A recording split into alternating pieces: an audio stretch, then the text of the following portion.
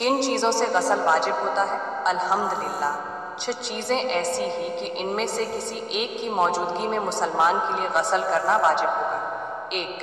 منی کا اپنی جگہ سے نکل جانا، چاہے مرد ہو یا عورت۔ اس کی 2 صورتیں ہو سکتی ہیں، نیند میں یا بیداری کی حالت میں۔ چانچہ اگر بیداری کی حالت میں نکلے تو لذت کے ساتھ نکلنا شرط ہے، چنانچہ اگر بغیر لذت کے منی خارج ہو تو اس سے غسل واجب نہیں ہوتا، جیسے کہ بیماری کی وجہ سے بسا اوقات منی خارج ہو جاتی ہے۔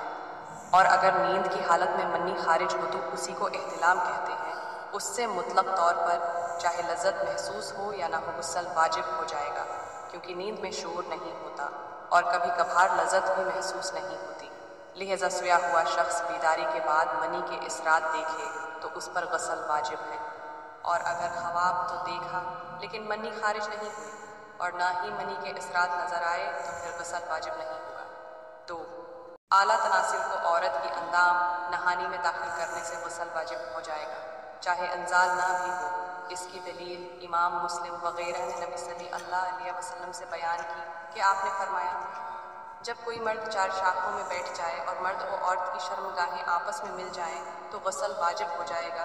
اس حدیث کی وجہ سے ہم بستری میں دونوں پر اعلیٰ تناسل داخل کرنے کی وجہ سے غسل واجب ہو جائے گا، چاہے انزال نہ بھی ہو۔ اہل علم کا اس پر اجماع ہے۔ 3.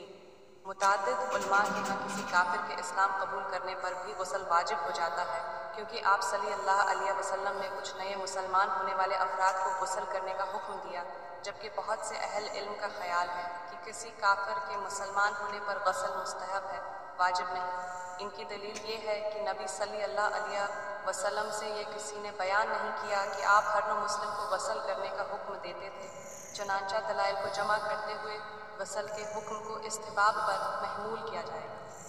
4. موت کی وجہ سے بھی میت کو غسل دینا واجب ہو جاتا ہے، ماسوائے معرکہ میں شہید ہونے والے شخص اسے غسل نہیں دیا جائے گا۔